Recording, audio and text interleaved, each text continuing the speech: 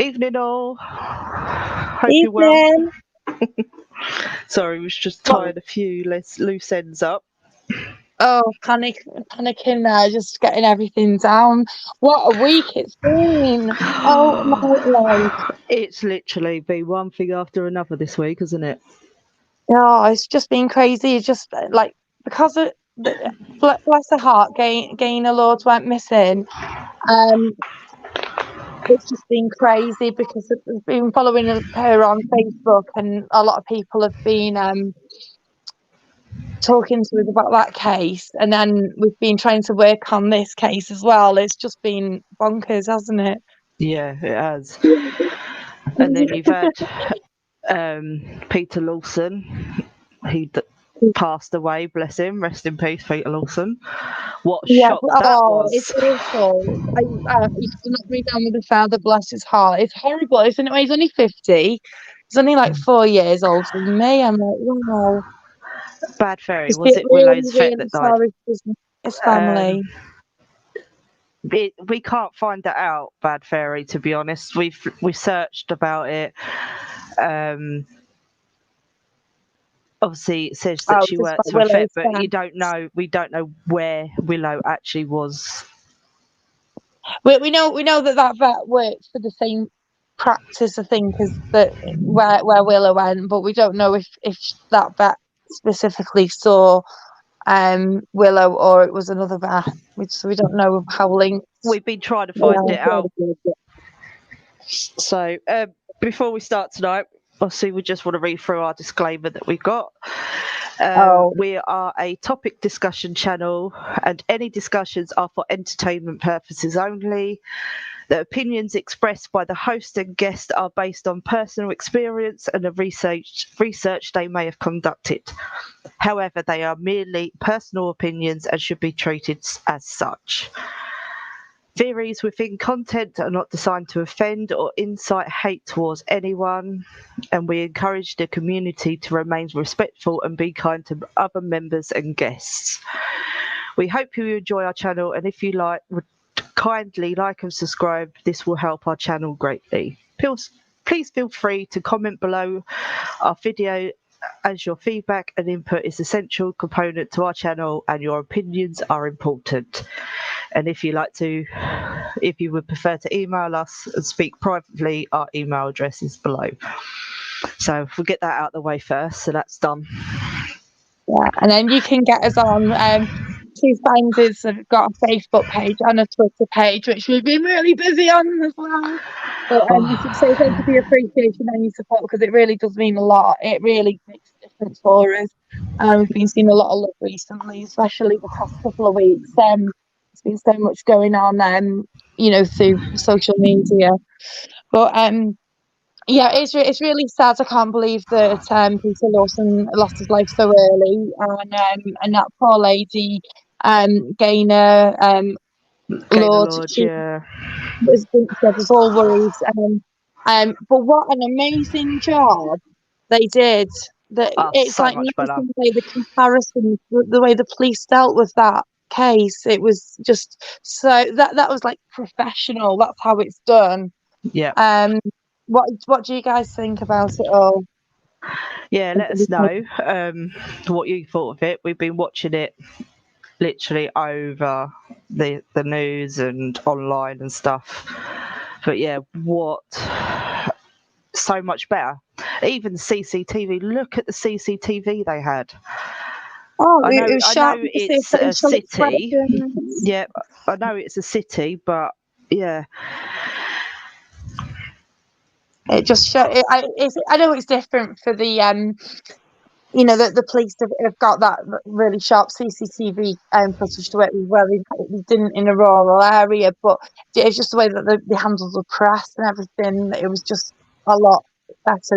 They weren't telling people back off, don't speculate. They just told people what they needed to know, and that was it. They gave updates, and it was clear and concise, and I thought it was a really good job. So well done. No. That was, what police force? Yeah, amazing work what they've done. Just constabulary. Yeah, it's just a shame they kind of found her alive, bless her, and this time of year I as really well. feel sorry for her family. It's horrible. It's you know, like you have a little bit of hope when the person's missing, and then obviously it goes. Can you hear me okay? Yeah, you're a bit gurgly. I don't know if it might be me though, Jen. It might be me, so don't worry. Can you hear us all okay? Chat, am I speaking okay? Yeah, it might be my headphones. It might be because of the 50 lines I've had earlier on. I'm only joking, I'm joking. Oh, don't you need it after this week? Oh, I think I'm brilliant. Thank you, Kay. But yeah, you notice on the screen we've got a notice up. This is off the coroner for Lancashire. This is off Dr. Avery. Now, we work as part of a team. We've got a lot of social media outlets. We've got people working behind the scenes in Facebook, Twitter. We're here. And we just try and get the facts. That's what we're most interested in. We're not interested in anything speculative. Anyway, one of our team went to Nikki's inquest, and after going, we realised there was a lot of incorrect facts. You know, it's just basically getting confused about things. You know, because the way things were getting reported by even the press weren't how she remembered them to be. Anyway, she has another really valid reason as well. So we got in touch with the coroner, and she asked if she could have a copy of the transcription. Anyway, the coroner didn't have a transcription. They don't have a transcription on paper.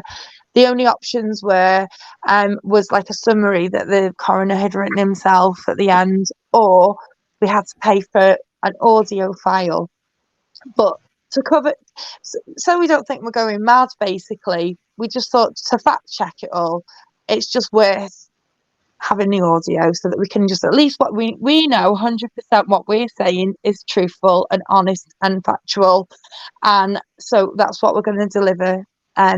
We're not allowed to play the audio, we're not allowed to sell the audio, we're not allowed to say share the audio.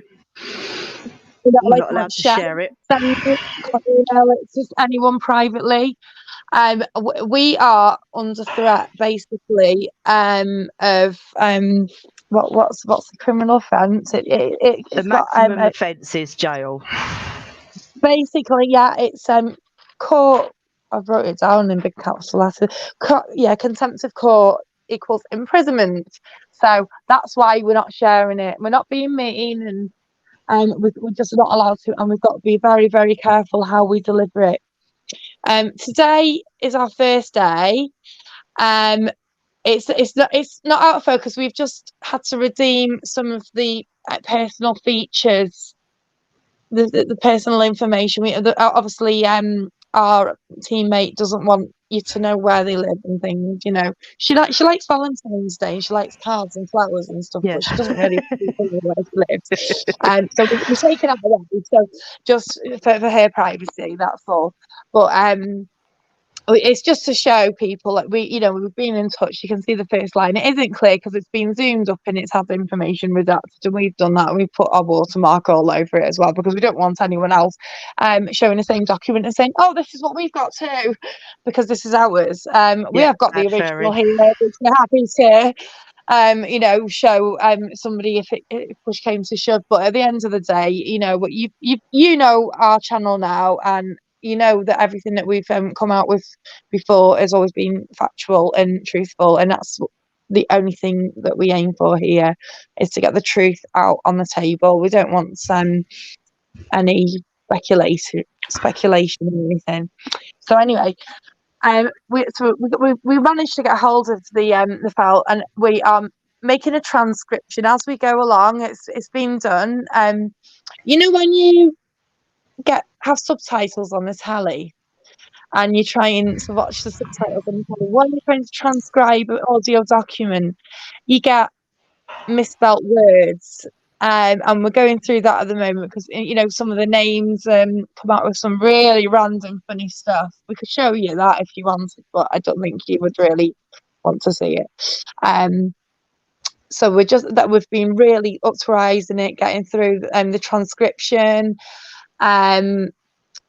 We're going to today. I think we're just going to talk about the one that's most requested, which is the lady that did the post-mortem. The pathologist's report. So we're going to go through that. Yeah, it was £200, and we have also got proof that we paid that. Oh, we've got we've got a valid bank transaction to show that as well. But the reason why can we show that? Yeah. We've got that as well, haven't we, on there? Yeah, the reason why it's looking like it is as well is because we don't want, we do anything we've got we like to share, but this we physically can't. And we don't want anyone out there to get their hands on the letter that we've received and things like that and used it as their own and then and give you false information. So this is proof. You can see. We'll read what it says because it says that it's request for audio transcript. I was gone now. For Nicola Bully. That's why it's this title. You can see from the title what it says. What it's regarding. And we did have to pay £200 for it, but it was the receipt for it. So this is us transferring the money across, so that's 200. You can see all our pictures. But we're trusted with we've got our logo going on, but we're trusted with the information. And say if we broke the trust of the coroner, then that would mean that no other channel would be given any opportunity to review an audio because they're just bringing a new law to stop you. So I feel really trusted that we're in this position now that we've got the information. We are allowed to share it. We're allowed to talk about it. We're allowed to correct things. We're allowed to. We're going to paraphrase. Paraphrase is basically saying something in a different way, using slightly different words. Where's the example of paraphrase? It's cold outside tonight. So if I was to paraphrase that, it would be temperatures are lower tonight outside. It's saying the same in a maybe different way. So I don't know if it's a good example or not, but that's one you've got. We're going to go through the main one tonight because obviously we've had this mud blood situation as well, and everyone. There seems to be there's a lot of difference in opinion. What was that? Right. So one bummer. We was going to touch on this at the end of the live because obviously everyone is here for the inquest, but I will just say I spoke to Peter Falding yesterday, and it definitely isn't Peter Falding. He was never a police officer. Okay. I don't know if you see on our Facebook page last night, I shared some stuff from his book. In 1995, SGI was already formed. It wasn't SGI then, it was Specialist Rescue. I forgot what the last bit was. Is it Specialist Rescue investigators or something? Yes, I'm just looking through the book. If you've actually read his book, you will know all about this anyway, because it's in his book. So in 1995, he was already working. Specialist Rescue International, that's the word. International. So that was 1995. So he was already performing under them before it went to SGI. He's never been a police officer. I rang him up yesterday and I literally had a word with him about other things that I wanted to talk to him about, but I'd asked him outright and said, Peter, have you ever been a police officer? And he said, no, I have never been a police officer. Never ever. He's never sworn in his police officer one, the police officer uniform and marched and done all. So whoever was in that film it's got a doppelganger, isn't it? A lookalike. Yeah. So it's not. We all have, we all have someone that looks like us out there. The amount of times I've had someone say, "Oh, I saw your twin today," or "What was you doing in this place?" I wasn't there. So we all do, but I used to look like Joey when I was younger and thinner and all that. I used to get it everywhere. I mean, go to a different town and they'd all be like, "Oh, are you?" And I'm like, "No." It's funny. We got like in Spain and everything. We'd go away, but yeah, we all got doppelgangers, because I'm like blonde and people just see you from behind and they think you're someone else. A lot of times you get people calling you by a different name, and I answer to anything these days. The more offensive, the better. The only thing I can say is, if you haven't read his book, read his book, and you will see in there he was never been a police officer. Yeah, it's really obvious when you read his book, because he puts that, he explains it like it's like an autobiography, and he writes down, in such and such a year this happened, and it's really, really obvious when you read his book. We're not trying to plug his book, by the way. We're not. He hasn't put us on commission yet. Maybe ask him to put us on commission. Yeah, maybe I should ask him that when I see him next. Yeah, tell him to some commission for plugging your book. I'm only joking. But no, at the end of the day, it's a really good book. I've got it here. I've read through it. It's one of those ones that you can read it, and it's really it's a relaxing book. You get his character coming out in it a lot as well, and you can just imagine him going to a protest. Now, for me to read it, I used to be a little bit of a rebel girl. I was a protester, and I used to hang out with all the protesters, and I'm friends with them all still. I love them all. I've got so much respect for them all. I hate fracking, right? I hate it. If you don't know what fracking is, go and Google it. It's FRACKING, not the other word that sounds like it. Anyway, it's drilling holes into the ground to extract energy, like gas, and then using that as an energy source. They already do it at sea, but when they do it at land, what happens is they contaminate our water table. I'm not going to go on about it, don't worry. I'm not going to give you all a lecture about it.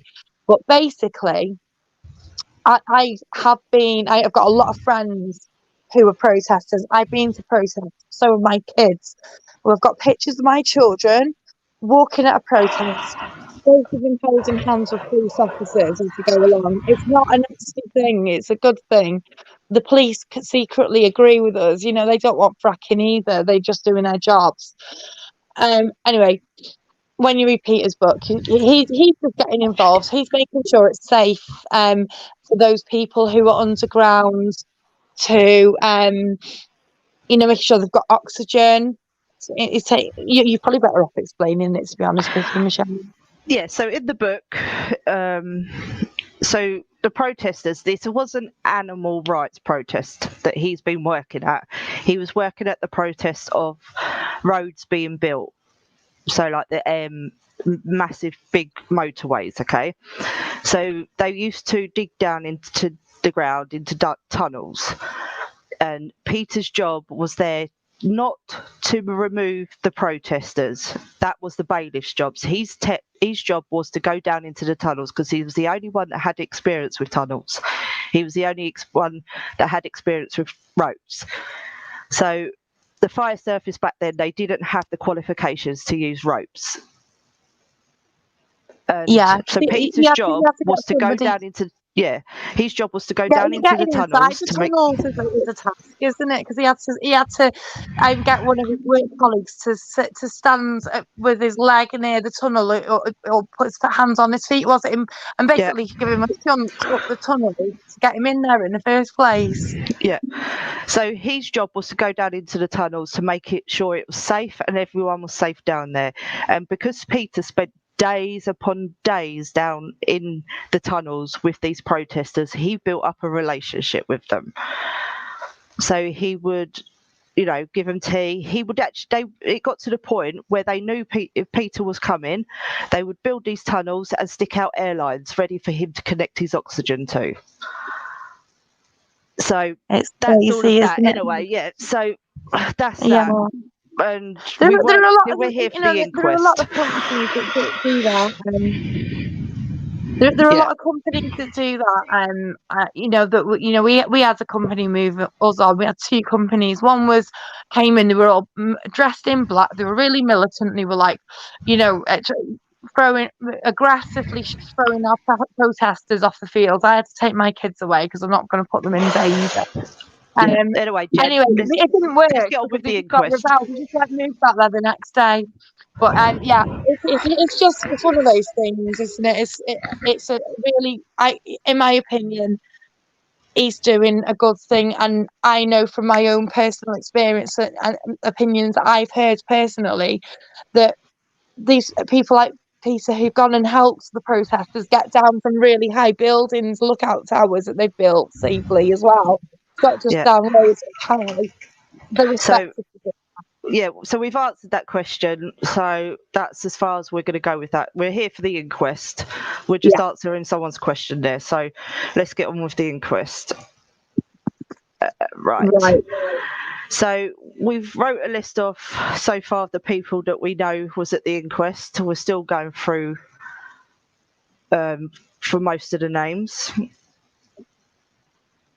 So that were there. The names right, start off with Claire Chesham. She was a witness. She's the person that was the last person to see Nikki alive. Yep, Helena O'Neill and Anne Veronica. They were the two ladies that heard the screams. So they were in different places. One thought it was coming from by the church, and the other person was by the tennis centre. Is that right? No, one lived down Allotment Lane, and she heard the scream from there. Yeah, and the other one was in the tennis. The other one was at the tennis centre, and then she thought some people were having it off by the church or something. Yeah, PC Greenhouse. He was the one that he was the data, so he went through the Fitbit and stuff like that.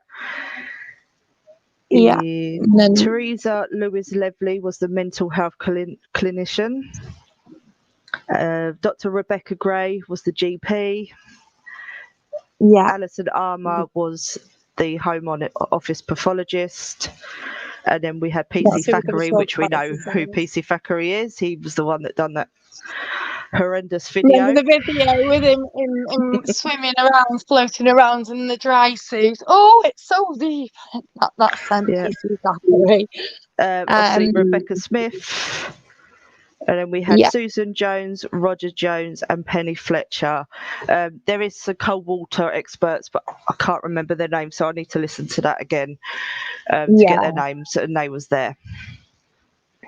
So we'll get the most requested and disputed area of this inquest is the pathology part. So we're going to start that today. There's probably going to be about 4 parts to this in reality because there's quite a lot to get through. It was a 2-day inquest, and we're just going to try and go through it all and summarise it as well. So we'll probably just get through the pathologist today, and then we can go through questions, and then maybe we can have a vote later on to see who people are most interested to hear from as well. Yep. We have obviously transcribed it, but with the transcription, it doesn't always pick up the words, especially with the northern accent. It doesn't quite pick up their words very clearly, so I need to listen through it and change it all up again. So, Home Office pathologist Dr. Alison Armour. She has 35 years experience. She done the examination on Nikki on the 21st of February. And the identification was provided by Detective Inspector Steve Allen. Yeah. So it's just the external examination of the body of an adult female. She was 164 centimeters in height, slim build, weighs 49 kilograms. Now they found some rigor, which is stiffening of the muscles. Completely had passed on, so that means it set in and then it had moved on, which happens. And there was minimal hypostatus, and that's dependent pooling of blood. There was stains at the back of the body. I can't remember what that means now. Booted it. Do you know what the stains part of the back of the body? I think it's the staining off the body.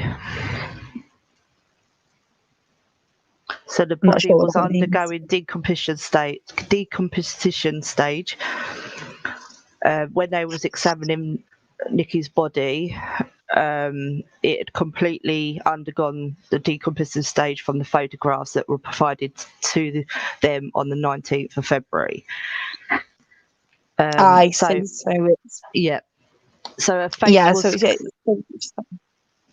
face was covered in mud, particularly the forehead, nose, and upper lip.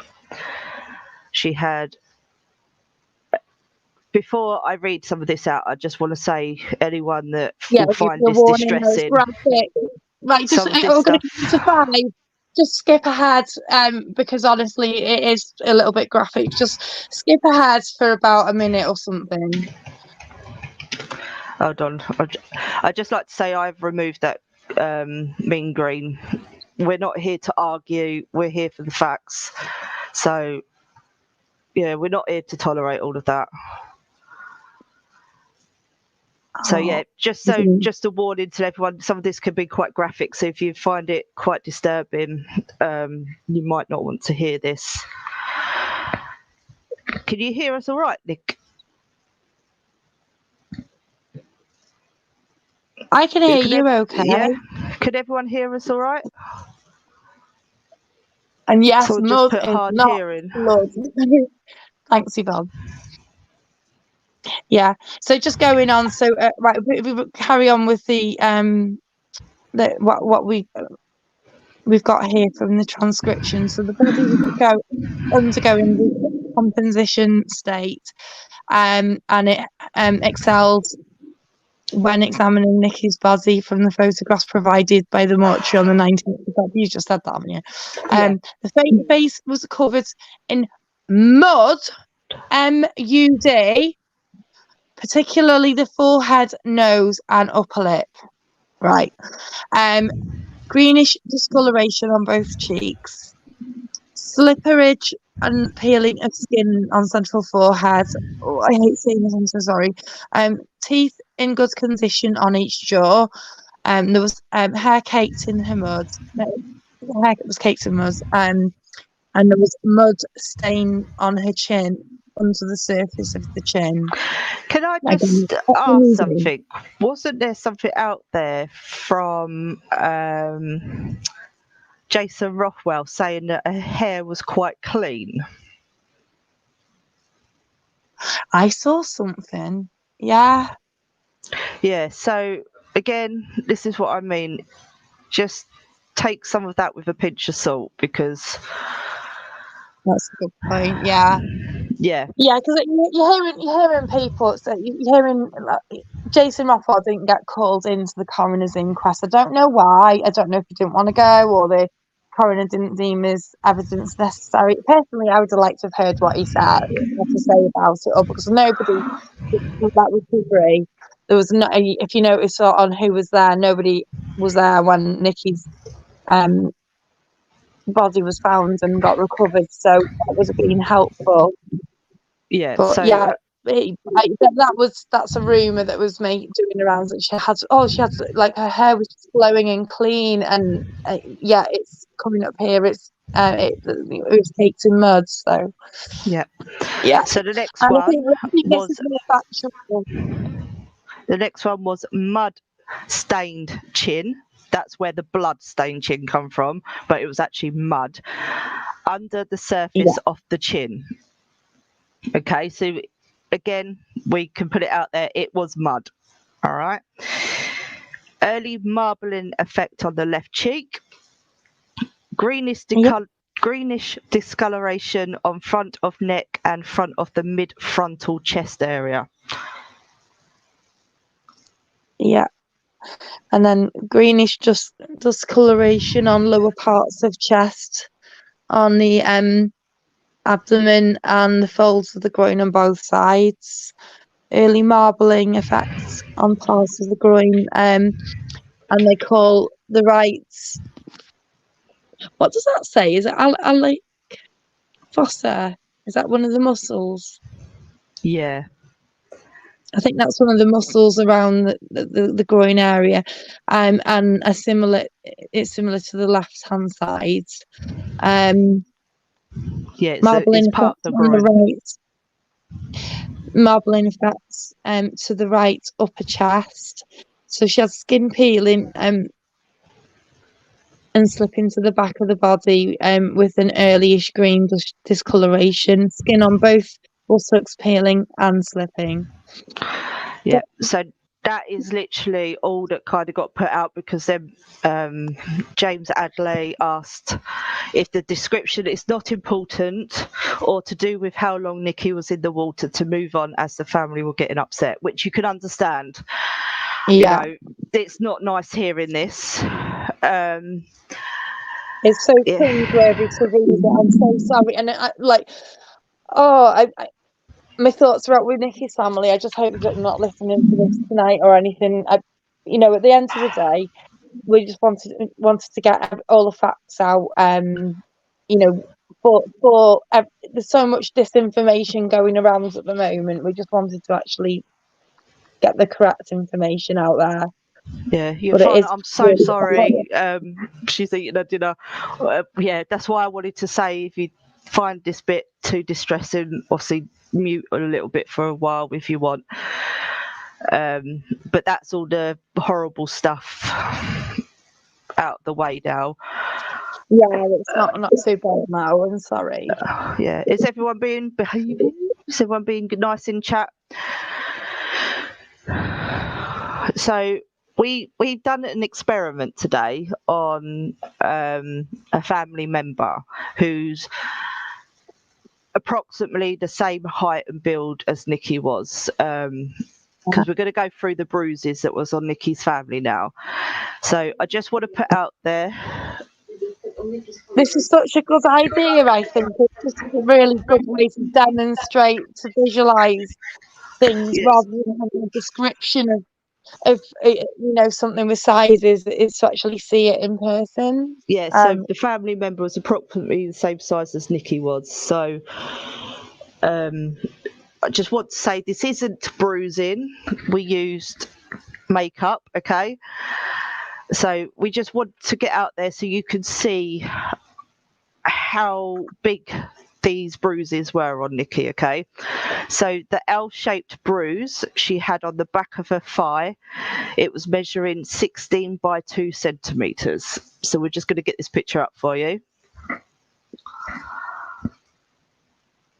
So again, these aren't Nikki's bruises. They don't represent Nikki, what they would actually look like. This is just to show you the size, okay? This is an illustration of a bruise of a similar size and texture on a person who's a similar size and weight to Nikki. So that's all it is. It's not a factual colour. It's just help you visualize, and that would be a huge bruise on a person. So literally, walking around with that bruise on them, what would you think? Yeah. So basically, the size of this bruise on our family member literally went from just below the buttocks to behind the crease of their knee.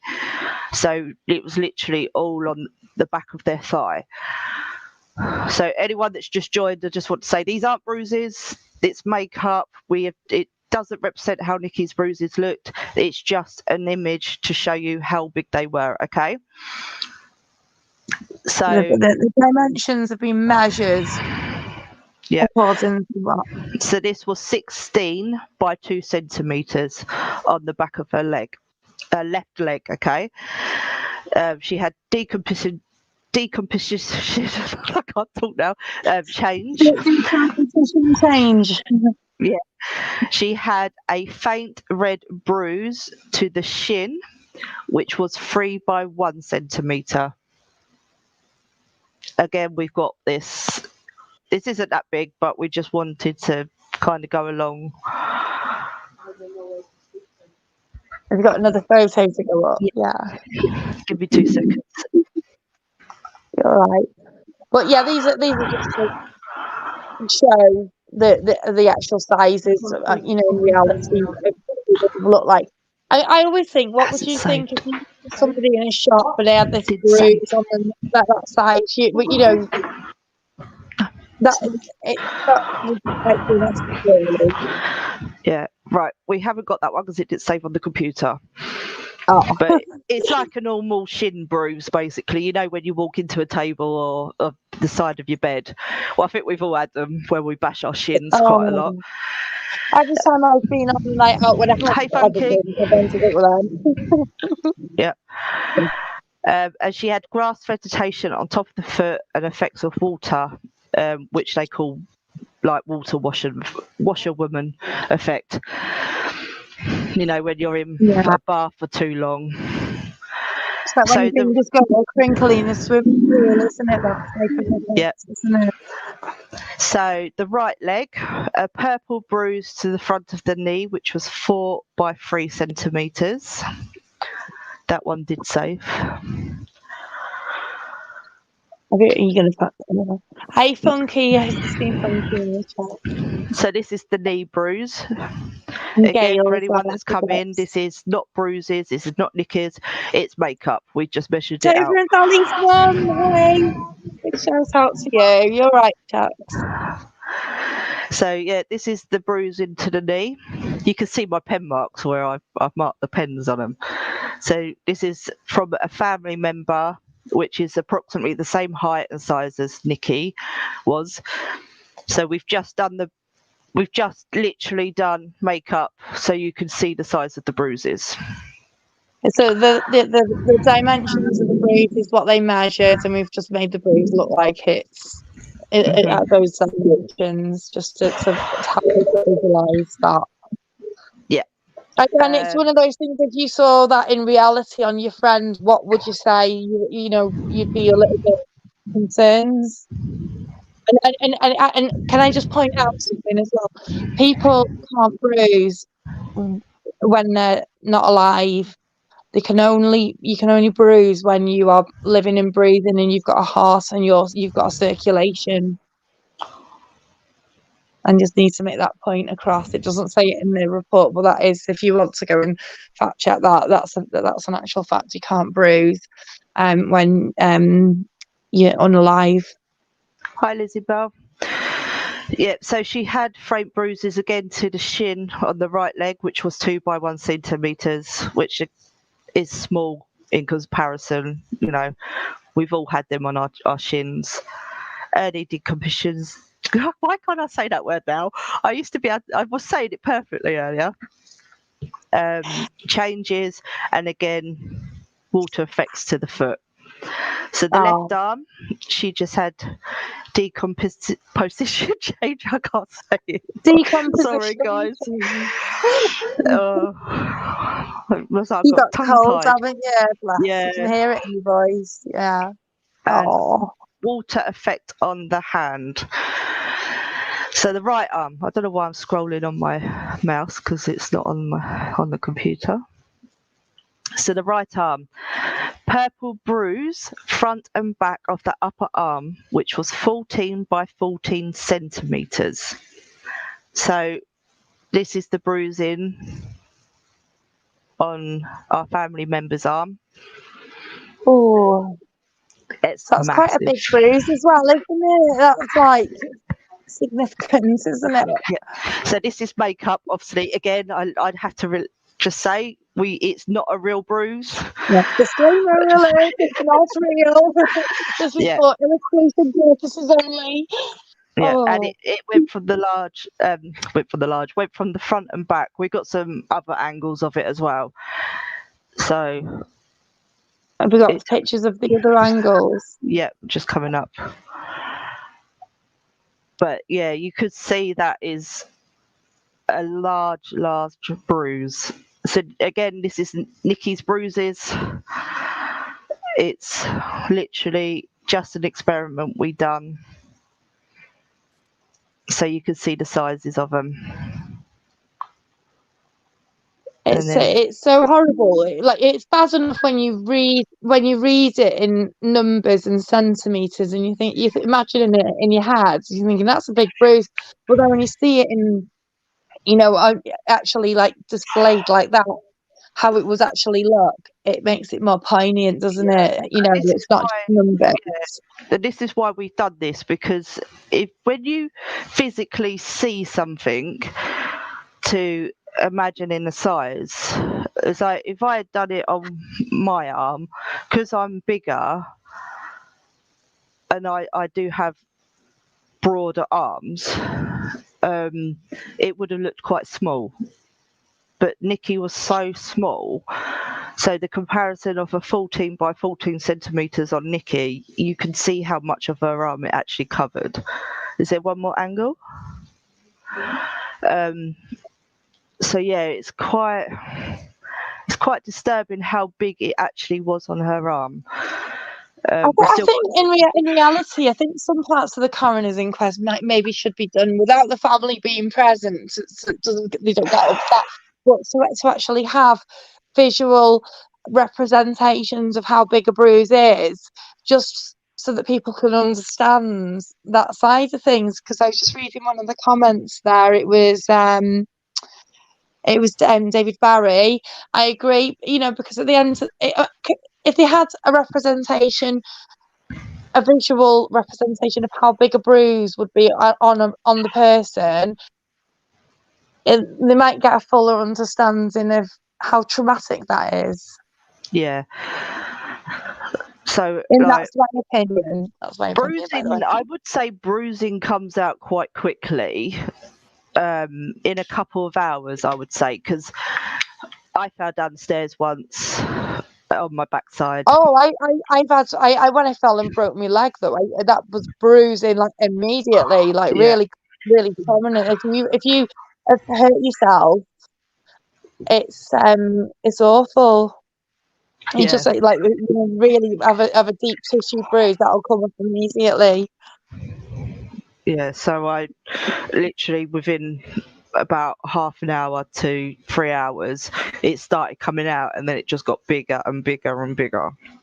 So, and she also had water effect as well to the hand. Oh, bless her heart. Yeah, so I hope that's kind of made you realise how big these bruises actually were on Nikki's arms and legs. Because when I literally was doing it, it just made, even I was like, wow. Even though we already knew it was 14 by 14 centimeters, that was all reported out in the press as well. But it's not until you actually see it that you're like, that's actually quite big. Yeah, it's awful. My daughters are like probably about the same size as Nikki. She was quite slight built and quite like skinny, really, wasn't she? And I think she probably is about the same size as my eldest. And imagine that type of bruise. Oh, it's horrible. Feel so sorry. Yeah. And then so when the mud was washed off by Dr. Alison Armour, could identify a type of constraints type of eyes.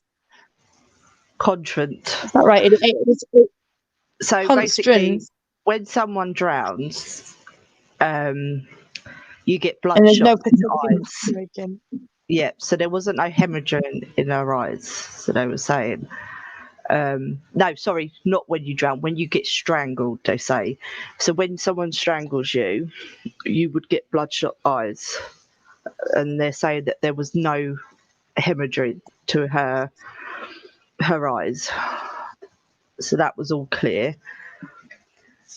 Partial hemorrhage are tiny dot-shaped hemorrhage that are red in colour and are described as a classical sign of so you're deprived of oxygen.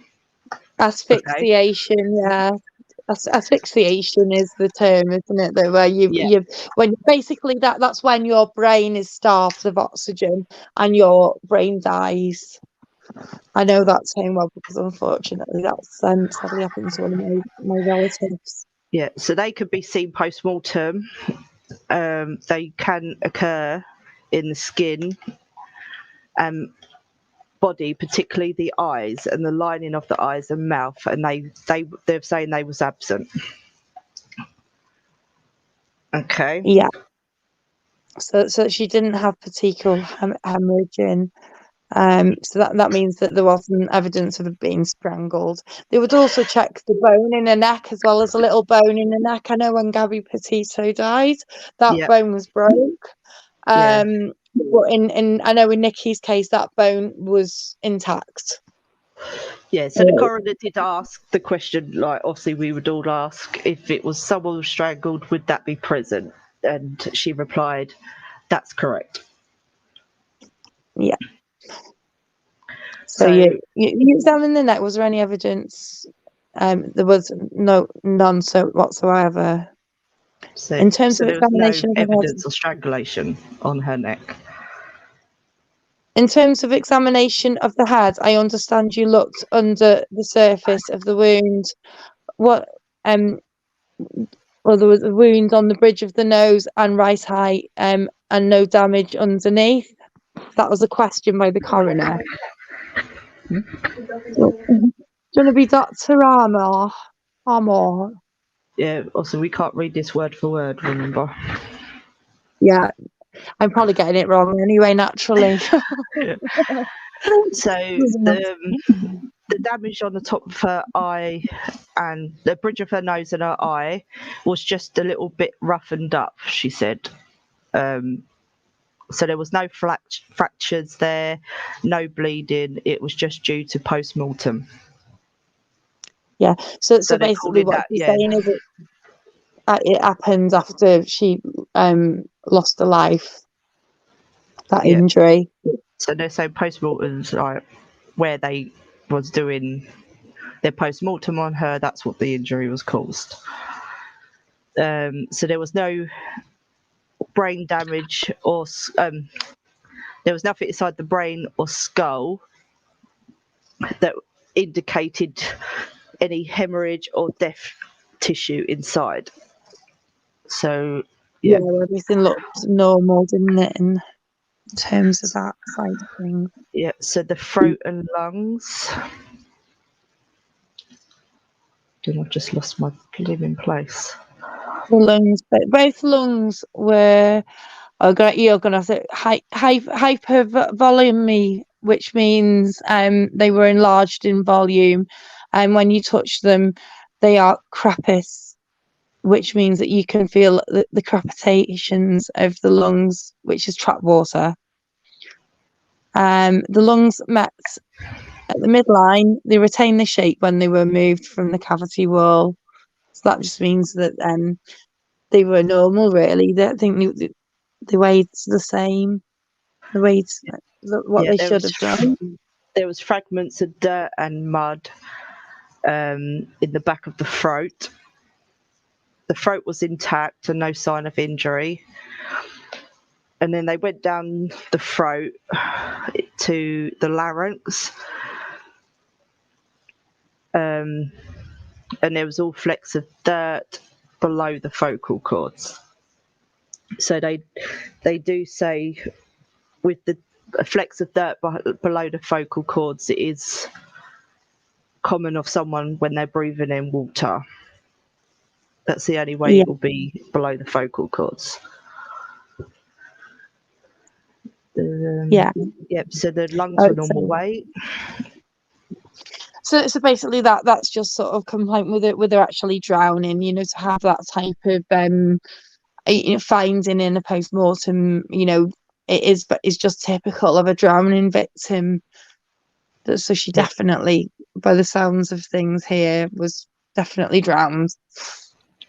Yeah, so the abdominal cavity was normal and the stomach contained 100 millilitres of watery fluid. So it didn't say what we don't know what was in the water. We don't know if there was any microbial tests done on the water. We don't know if it was blood in the water. We just know it was a watery fluid, and that's all how it got described. Yeah, that's all it just got described. They didn't test the water as far as we know. They didn't even mention it at the inquest that they tested the water. Yeah, so her intestines were normal. Yeah. There was no fractures found in the body. So that none of the bones in a skeleton had any fractures on them at all. Any of the bones. Yeah.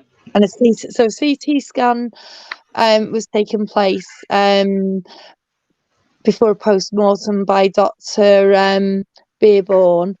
And he's a radiographer that did the CT scan, and there was no different findings from the CT scan and the post-mortem. So basically, if those two marry up, that's a really good thing. That's what they're looking for, isn't it? Yeah. The pleural cavities also contained fluidy liquids, watery fluids. Yeah. I don't know what's going on with me. So the right side of the lung contained 150 millilitres of fluids, and the left side contained 50 millilitres. So there's a bit of a difference there in the left and the right there, isn't there? We'll have to have a look up on that, because if you're breathing in fluid like water, you think it would be equal, really, if you're just breathing it in, wouldn't you? Yeah, so that's something maybe someone out there knows about all of this and would. Have we got anyone who knows about respiration and respiratory differences? Because I bet you there's someone out there in chat who's probably got a relative or someone who knows a load about that. If you could find out, if anyone knows, we'll have a look as well. Yeah. But it's confusing when you're reading all the terminology. It is really confusing. You hear all of the names of conditions and you have to go and Google it and to find out what it really is. And but it's interesting. There was no test on the water in her lungs either. They'd done no test of any fluid that was found in her body. Checks to see if the water in the lungs matched the water in the river. I would have expected I watch Silent Witness, and I keep on thinking they're going to come out in the white suits with the white wellies on and go and take a load of swabs from everywhere. But I think if you're in Lancashire, I don't think that happens. Maybe it doesn't. Maybe Silent Witness isn't real. Their heart, liver, kidneys and brain, they was all normal. So there was nothing wrong with any of them organs. Yeah, and toxicology as well. She had 19 milligrams per 100 milligrams of alcohol, right? When your body starts to break down, the bacteria in your gut produces a type of alcohol. But the lady did explain that Nikki hadn't consumed any alcohol, 0 units of alcohol prior to her going in the water. That was her final conclusion on it. And the drink drive limit is 80 milligrams per 100 milligrams in the UK. Okay, we've put our disclaimer out. We're not reading it word for word. All of this has been reported in the media as well. So we're just basically getting the truth out there. Everything we're saying, we're just literally putting out. So the discrepancies, like the blood, that was wrong, because what it was is where the media was in there, they had like a little room so they could listen to the inquest. And the sound, they kept complaining about the sound because they couldn't really hear. So some of the stuff that they heard was misheard.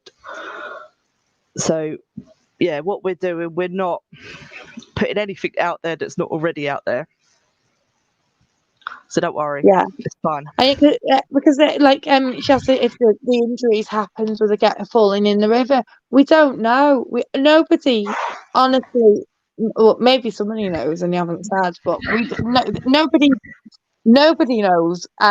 Like on paper, we've spoken at this conference. Literally, it's like a lot of it was down to assumptions, and she fell in the river. We don't know how she fell in the river. We don't know where she fell in the river for sure.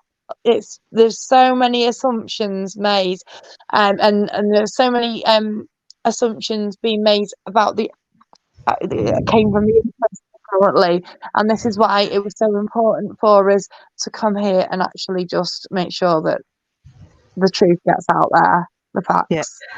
So ethanol can be developed in a decomposing body. Yeah, that's where that's the right, 19 milligrams of alcohol come from. So she hadn't she didn't have vodka before she went out. She had 0 alcohol that morning, and she left the school and drove her kids to school, and she'd had 0 alcohol, and it was just that process over the number of days that she was in the water decomposing, and that bacteria caused that alcohol. To show you how little she had, the drink drive limit here in the UK is 80 millilitres. So you can have 80 millilitres of alcohol in your blood and you're still can drive.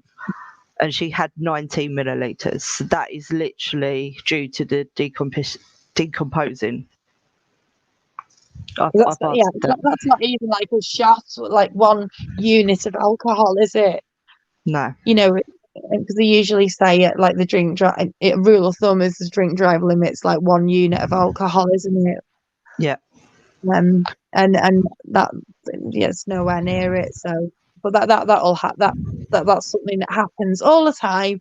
And the guys who do the post-mortem see this a lot in drowning victims, where there is a little bit of alcohol produced by the body, which is normal and natural. Yeah, paracetamol, there was 10.2 milligrams in her system, and propranolol, 0.2 milligrams. And they are within the range that you're allowed. So it wasn't over. That was what it was prescribed for. A propranolol is get this right, a beta blocker. And I used to take it for migraines. It's used to slow down the heart, lower blood pressure. I think Nikki was on it for headaches. That's why I had it migraines. But that generally, it's used for that type of thing. So it's heart-related incidences or headaches, migraines, that type of thing. It's commonly used. I think I was chatting to my pharmacist about it, and he said there's quite a lot of people are prescribed that. Different things. It's one of your common go-to meds that your GP will use. But there's nothing in terms of what she's taken that was concerning. The paracetamol was fine. Propranolol, and that was literally everything and that she does. Yeah. So obviously the coroner then asked, from her findings, what does her conclusion from her findings? So she said basically from her findings that she believes the cause of death is from drowning. She did go into detail of why she has come to that conclusion. So she has basically said the conclusions are because of the lungs, they showed classical features of a drowning victim.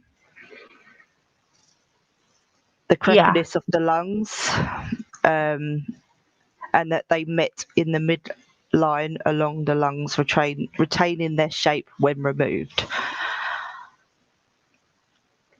The fragments in the back of her throat and flecks of dirt below the vocal cords, they also the same as a typical for a drowning victim. The liquid that was identified in the lungs and the presence of fluid in the stomach. So that is how she come to her conclusion that Nikki had died of drowning. Yeah. So but the main thing is why it wasn't tested for me. Yeah, you think that they would do a lot more forensic testing, just to double check, just to make sure that everything is right, and because the fact is that Nikki hadn't been found immediately. Her body, bless her, was out in that river water for a long time, and there was a lot of speculation as to what happened to her. And I think that some more thorough search tests done, from forensics. I thought that would have been commonplace, to be honest, but it's clearly not. Thank you, Mark. Mark said, True Finders, thank you for your honesty in this interview. You have really opened up a lot of people's eyes tonight and how dedicated you are to this case. We are, we've always been about how the police have treated Nikki in this case. I'll tell you the story of how we met, right? We met as a group, right? Because we were just getting fed up. We were watching videos and there was a lot of speculation going on.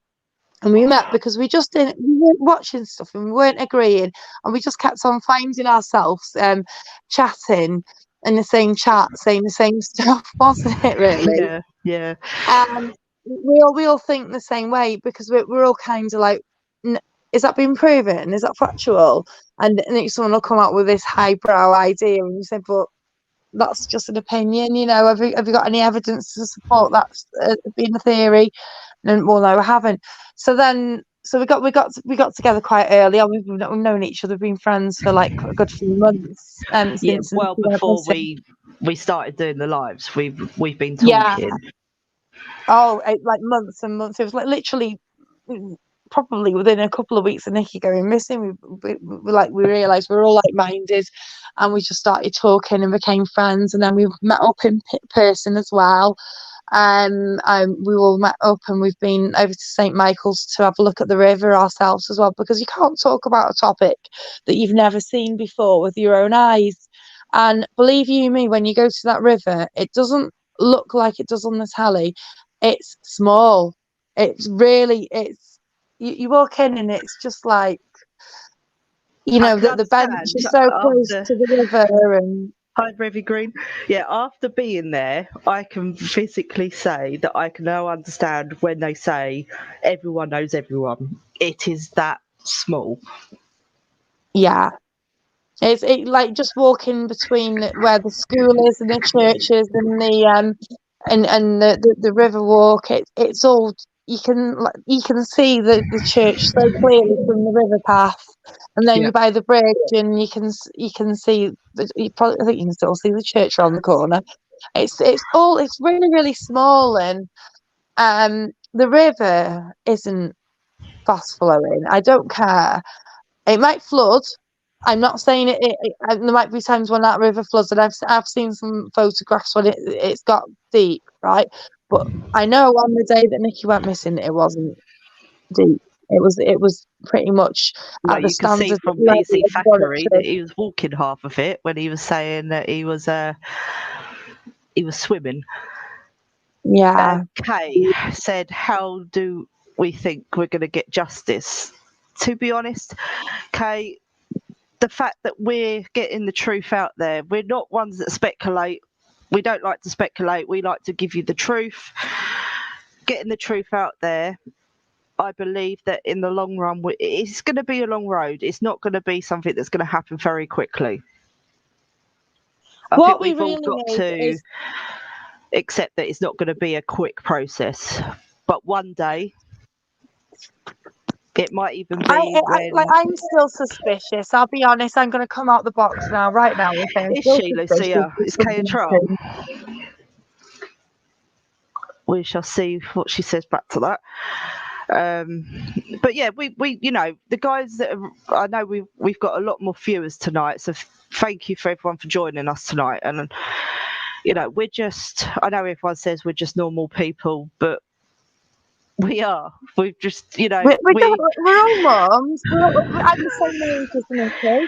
I was born, I'm a 77 girl, the same as Nikki was. I've got 2 little girls, the same as her, do the same routine as her. And that's why I felt so drawn to this case, because I'm like, what happens if I go out missing taking my dogs out for a walk? I would bloody hope the police go and look for me, not, oh, she's in the river. And then, you start noticing things like on the press again, you can't see all the divers out like a lot of the time. Most of the time it looked like you see a couple of police officers walking down with their heads down, and nobody was looking for her. And then Peter Falding has now come out and said that he found her with a sonar within 6 minutes, and she was actually just meters from that bench. Yeah. Literally, but we've always said this. It might be years and years down the line when Nikki's daughters are older. They're the ones that might actually go out there and get the justice for her. But yeah, we just want the truth out there. It's not nice how the police dealt with this case. All the missing people cases that have been covered, even, for example, Gaynor Lord's one, look at the difference. They never done police conferences.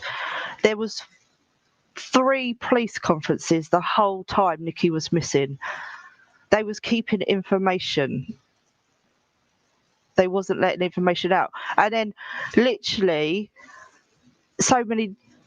What day did she got found? On the 19th, and on the 15th they come out and then release this medical information of Nikki saying that she's an alcoholic and menopausal, and that was it for me. I was like, nope, that's it. It makes you suspicious though when things like this are happening. The way that the police dealt with it, and then they're coming out and they're disclosing all this information, and in my opinion they're saying all this to say, no, she's not Saint Nikki, she's actually like this nasty alcoholic person, shouldn't really worry about her, she's just fell in the river. And they were saying that really like to downtrod her and put her down publicly, and that is despicable. Yeah. And the police are breaking the GDPR, the Basic Protection Act, by doing that as well. Yeah. And that's what happens. I think I don't believe she's gone on a walk that she goes on every single day and suddenly went, oh, and fell in, and that's been it. No, I don't believe that's happened to. I think some people know more than what they're letting on. Yeah, but we don't believe it was accidental death at all. This is why we're doing this. I'm gonna have to put a speculation alert on. Speculation alert. This is my opinion. Yeah, it's not. We're not quoting what the coroner's saying here. This is my opinion. I think that somebody knows what happened. I don't think she just fell in. I think she might have had a dispute with somebody, or something's happened. But I don't believe that somebody who knows that area like the back of their hands is just going to topple into that river. She knows that river. She goes there every single day, and she's done it for 12 years. You don't just fall in the river like that. Yeah, Alfie, she was identified by her dental records. Generally, I think you started off a bit further. So Mr. Edwards confirmed that the dental records matched with the records that he had. So that's how Nikki was identified.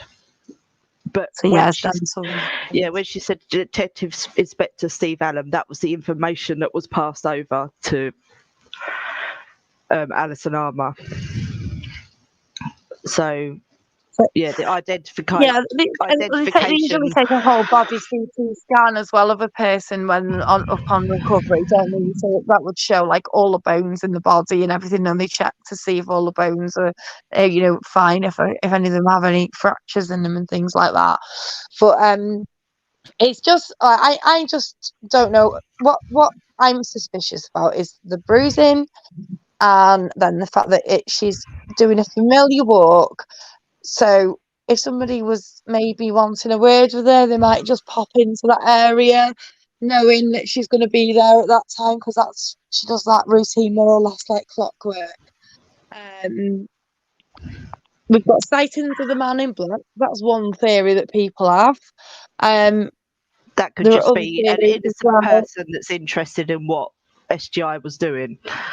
So the man in black, I would just say to everyone, just forget about him, because he's taken all the focus off Nikki. Do you know what I mean? Yeah. The thing is, we'll never know if there is somebody out there, and there's something happens. Somebody's got to live with it on the conscience. Point A. Point B, they probably had to maybe tell someone else, and all it takes is a person to come out and tell the truth, and it might actually, be good for their soul just to do that.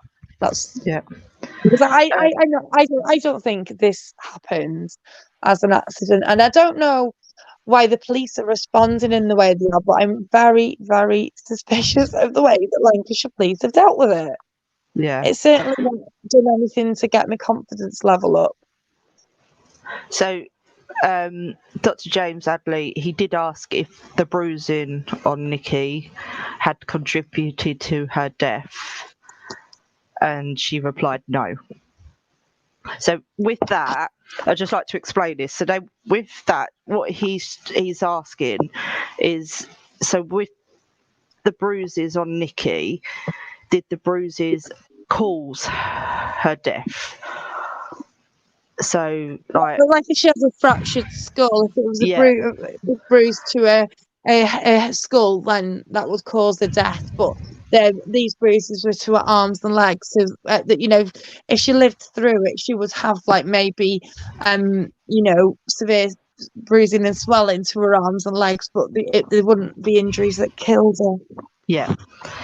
So that's what I got from that. I didn't get that it was. Do you think the bruising was the reason? One of the reasons. I respect Dr. Adley for I think he's had a difficult case. It was so publicised. There were so many people speculating about it, and there has been some absolute bullshit. But he hasn't helped himself there, Jen. I don't think he's helped himself there, because he,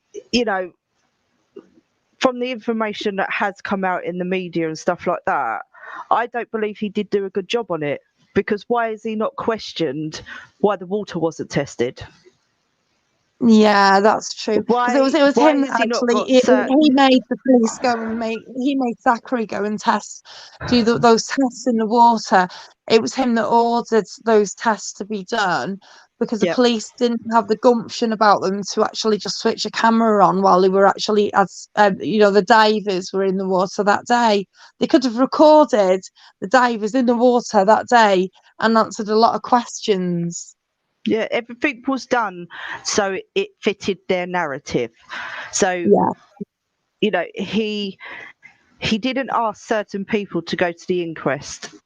If you look at everyone that went, everyone that was invited to that inquest was because it fitted their narrative. That's my view. I don't know if everyone agrees with that. I can't believe you never invited me. It's like we're having a party and not invited. I thought I really got sense of humour, but no. At the end of the day, that there were people like Jason Rothwell who found the body. not invited. None of the police constables who recovered the body from the dive team gave any evidence. So there's no actual account of how they found her and fully what happens. It's just she's found and then she goes in and she's been seen by Elsie Green just said green vegetation on the feet. Where were Nikki's boots? Again, that wasn't asked. That was never mentioned in the inquest. Like what items were missing, and where were they? Were they on her feet? This has never been confirmed. Like with the bruising, why did he not ask? Well, where did these bruisings come from? That's what I mean.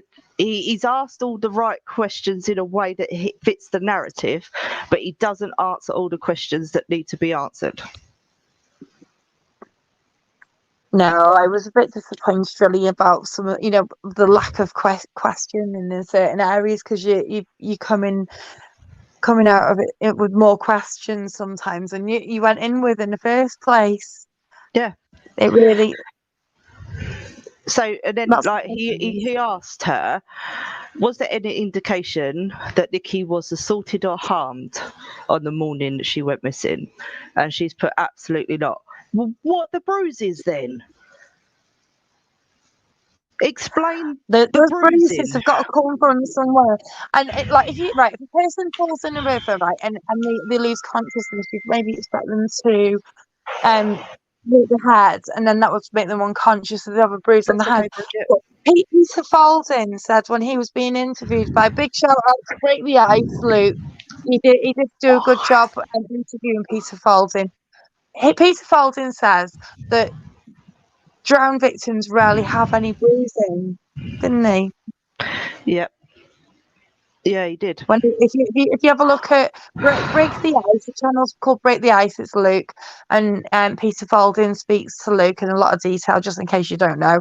And he actually said that a typical drowned victim won't have any injuries. That they'll obviously have breathed in water.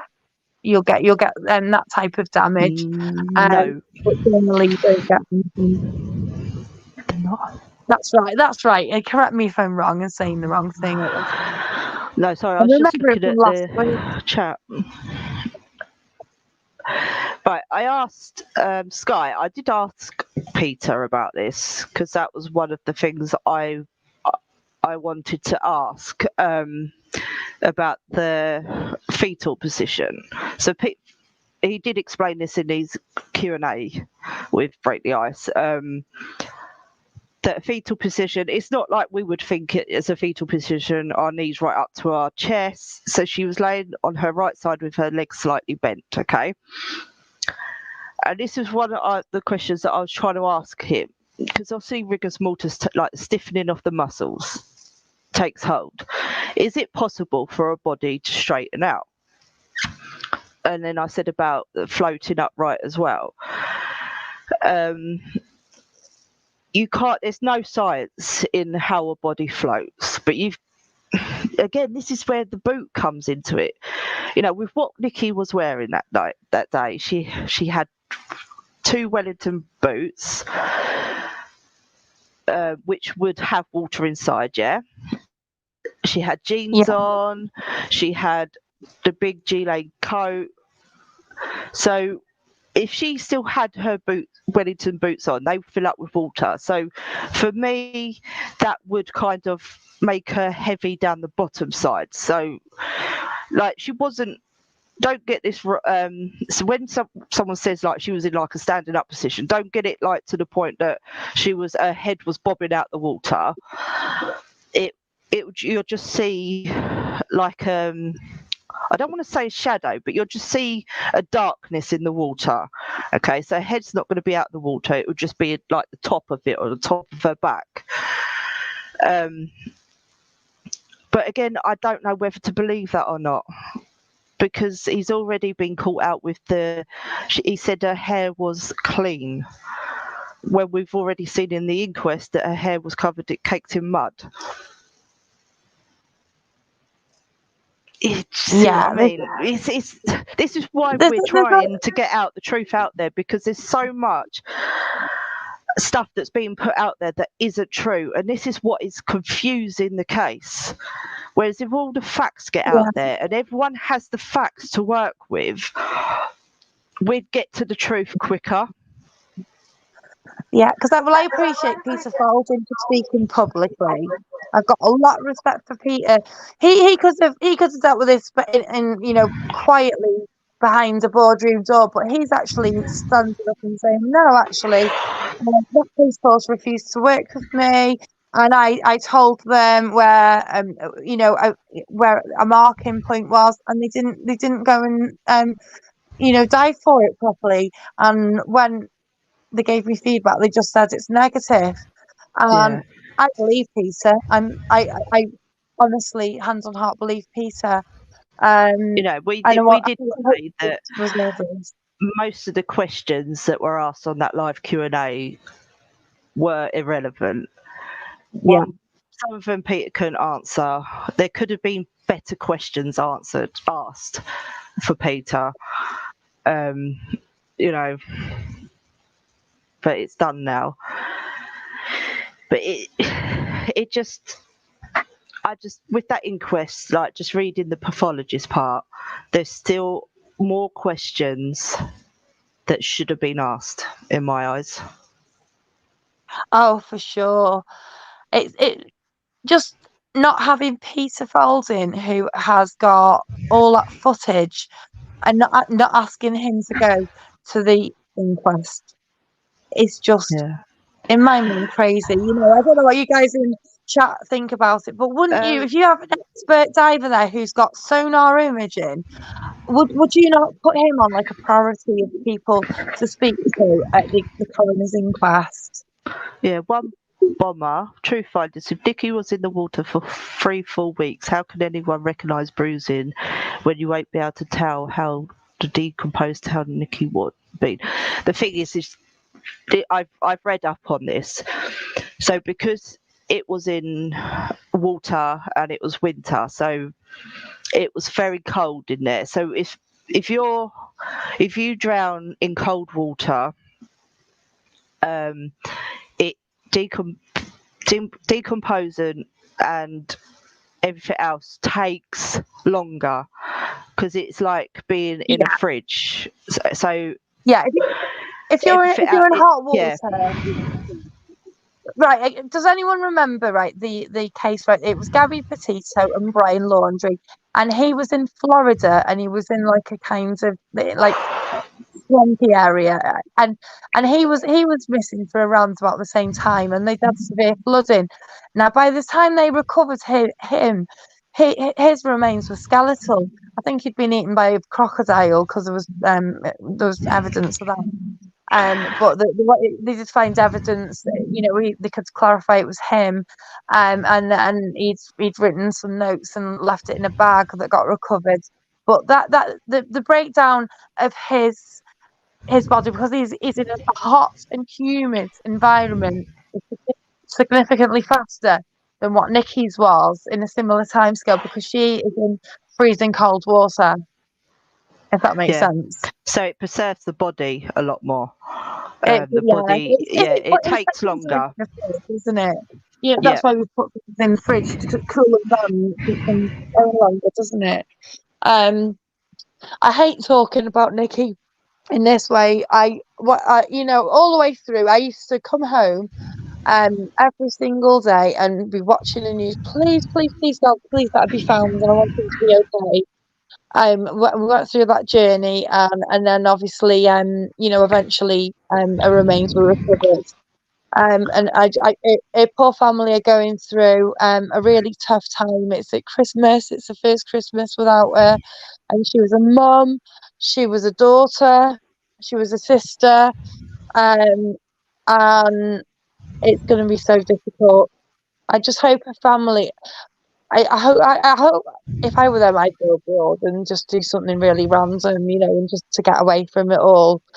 And because after Christmas, it's going to be the anniversary then of going missing, isn't it? It's coming round, isn't it? Lucia, no, they didn't. they didn't read any testimony out from Jason Rothwell. No. Nor Peter Fulton. They didn't even get mentioned. He made one. He did it. Jason Rothwell stated he made a testimony, but that definitely never got read out. Yep. Which and nor thought did was Peter. strange. And Peter sent some evidence, and that got ignored as well. But yeah, if Nikki's eyes were able to be examined, had she been in the water for 20, again, it's all that. She'd been in cold water, so cold water slows the process down. So yeah, There was obviously some decomposition, but there was enough. There was enough there for them to identify bruising and to check her heart. That heart was healthy. Her lungs were healthy. She didn't have any diseases. Or like she, we were wondering, could she have had a brain hemorrhage causing her to fall into the water? Her brain was fine. All that got checked out, but they didn't do, by the looks of things, a very thorough forensic examination on her. Yeah. From what they said here, the blind and from bleeding the blind. No, they didn't read out Paul's 999 call. Nothing about that got played. No. They just basically went over what everything's been in the paper. So Paul, at the time, Paul rung the 999. It was just stated factually, like as a process, wasn't it? Like what happened, but what happened next. It was just very factual. There wasn't a lot of like evidence shown. Like here's the 999 call. Here's the conversation. Because another person that didn't come that maybe should have come was Anne-Marie Fletcher, because her name, when you hear the other witnesses, you'll notice her name comes into it a lot, because she actually was called out by Penny, who was one of the first witnesses to find the bench with the phone on it and the dog, and she called Anne-Marie Fletcher, but she wasn't called as a witness, and I found that a little bit peculiar too. Yeah, so she was the first one. Paul rung her as well. So why did Peter stop this before the inquest? He tried it, Larry. He tried to send in the information. He did send the information he had. He sent it to the coroner, but the coroner still didn't call him. This is what Peter's told us, isn't it? He's told everyone in his interview. I know a lot of people can't understand it, and we was like that as well. We was like, well, why did it come out with it? But he's come out with it, and look what's happening. He had to wait until the College of Police had done their investigation, and that's why at the moment that investigation was published, Peter published his own statement on the same day, and that's why, because he had to wait until that had come out first. Yeah, he had signed something. They had asked him not to comment until the College of Policing report was done, I think he said. One bummer. Can I just say, because he's put Penny Fletcher and Ron was dodgy. It's not actually Ron, okay? His name is actually Roger. Roger. So it's Roger Jones. Inzi got his name wrong. Don't know how. So I bet you everyone calls him Ron now in the village. I call him Roger the Dodger because he's dodging his own name. They're calling him Ron, and he's like, yeah,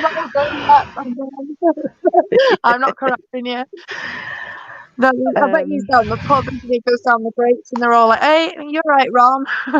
Yeah, maybe that's the name they call him there. Or Inzi did hear it wrong. I'm just trying to look at the. Yeah, you never know. It could be a nickname as well. It certainly will be now, I'm sure. Yeah. I just think they mentioned everything that was already put out about the 99 call. Like he mentioned about her vulnerabilities that have been made to be not even true, because nothing was even found that she was struggling. Another YouTuber did a FOI request for the 99 call, but they was refused to give it. Do you know what? Getting a freedom of information request from any police force is a bloody nightmare. I've been through that process. I've actually got a friend who knows how to do it. It's all about wording with the freedom of informations. And if you have to have the specific wording and the justification, and then you will eventually get it. But it is so difficult because the police know the laws inside out like the back of the hand, and they'll just go, due to such and such an act, we can't give you that information. And that's always the response you get from when it's a police matter. Yeah, one boy he did change his name. It's always been Roger. It's been reported wrong from Lindsay. He misheard it. One of the most important things here is to find out where she died and what water source. See, yeah, I agree. My opinion is that she was always in that water from day one. How she got into the water, still trying to work that out. Well, nobody can say factually where she entered the water. You know, that was something that's still unknown. They assume it was by the bench, but we can't. 14, did we send you to sleep? Sorry. What? 14, so go to sleep. Sorry. I think you're the first person to fall asleep when I'm on, anyway. I used to do that though. I used to lay there and shut my eyes and listen to people because that's how I take things in, and the next thing I know, I'm snoring my head off. Oh, I love the fact that we've got Bad Fairy, Good Fairy on because she's wonderful. Thank you for coming on. And did Nikki's liver show signs of alcohol abuse? No. Nikki's liver was absolutely fine. There was nothing wrong with it. Liver, heart, lungs, brain were all healthy. No disease, nothing. Yeah. Oh, I didn't even pick the poop. Oh dear. I still laugh at that interview. When he was going, well, I was trying to ring my wife, and my wife was trying to ring me, and Penny was ringing my wife. It's just one of those classic things that goes down. Like flashing down doing a purr, and then the fact is, we know that that Penny's got this hatred of dogs who are fouling in the area and everything. It's all caught on TV. It's just hilarious. It's almost like it's a comedy sketch, and I know it's real. It's very, very real. I'm not playing it down. But some of the stuff that happens, 14, yeah. No wonder you were fell asleep. So one bomb was put, if she was in the water from day one, after 3 weeks, she wouldn't be able to tell with bruises, decomposition. I understand what people say it was a dummy, but I don't know what to believe, life insurance or death. The thing is, she was in cold water. Cold water, it's like she was preserved in this cold water, so decomposition will not take effect as quickly as you think. So she had the bloating, she had the effects of the start and the greenish discoloration. It's created enough gas, so it started lifting out of the water, and then she was able to float. And then the night before she was found, they had a lot of rain, and that rain created a big surge in the level of the water in the river as well. So that's probably helped her body rise again out the water wherever she was and move. And then that's where she got spotted in the water. She was apparently moving she was like more with her feet in a downward angle when she was first spotted. Yvonne, I've just seen your message. Yeah, please do email us. We're always around. And I'm sorry, I hope this isn't triggering you too much. Are we triggering somebody? I'm really sorry. It is triggering. It triggered me when I first read it. I think of had to psych myself up to talk about it. It's horrible. But one point I wanted to make is when it comes down to how Nikki was found, we are going off reports that Jason Rothwell has made on social media. None of this was discussed in the coroner's inquest. Okay, that I need to make this really clear. So technically, anything that's said via social media we have to view as possibly speculation, although it's come from Jason Rothwell, who wrote a statement but never got called into the coroner's inquest and never had that statement read out, and I don't know why, and it doesn't make sense to me why. But I need to get that really clear. Can I just say, we're not saying about the cold water shock. We know that she would die. What we're talking about is the cold water that she was in. So she was in very cold water. It's not to do with her dying. It's to do with it would preserve the body, so it would take longer for her body to start decomposing. Okay. Yeah. I hope I've read that right. If you compare the deposition on the body of Brian Laundrie, for instance, in Florida, who was missing around about the same time, again in water, but he's in Florida in a very, very hot climate. That again, he was identified by dental records. Fortunately, they found that part of the skull, but he was unrecognizable as a human being when he was found. The deposition, because of the climate in Florida and the water temperature, and because he'd been submerged for all that time, you wouldn't really just be able to tell that was a human being. They weren't sure if it was an animal, or they had to do a lot of tests. It was only for the fact that they found his belongings there as well that they knew it was him. And it was actually his mum and dad that went for a 20-minute walk and found him. That's a really weird case if anyone's interested. And that's a Gabby and Brian Laundrie case. But Nikki was in. The water was freezing cold. It's like temperature that your fridge would be, and it just, your body's just slowly decomposes. It doesn't happen fast, and she just got to that stage where her body started to create gas, and she started to float, and then that's why she got found, because she was seen above water level by a witness. So. Yeah. Oh, it's horrible. Come on, wake up. We've got some good pictures at the beginning. No, we're not. We're just trying to explain where we're coming from. We're not one bomber. We're not saying about the cold water shock, because cold water shock is horrible. We was just, that's why people, without saying it's in a horrible way, but when someone kills someone, they put them in a freezer because it stops them from decomposing, and the cold water that Nikki was in, it does exactly the same thing. It was between 2 and 4 degrees. The water temperature that time of year is about between 2 and 4 degrees, which is very cold. It's about the same temperature as your fridge is going to be. Obviously, your fridge, you're not going to want things to freeze, but you're just going to want them to be okay.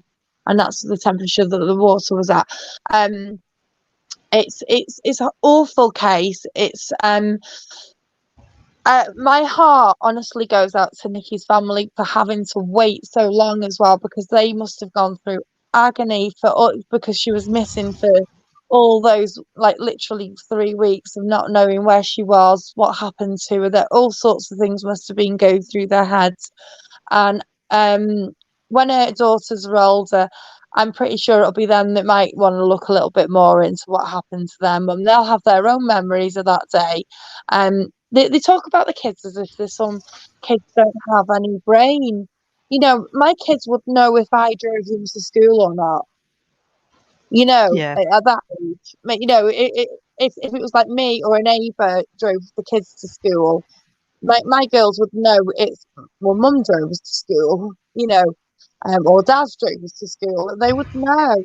And there was also no, if the mum spoke to another mum at school, the kids are very more perceptive than they're giving them credit for. And I think as Nikki's kids grow older, they are going to have their own questions and they're going to want them to be answered. And I really hope that they get the answers that they need. And I say needs, they need to know what happens for sure. Yeah. So,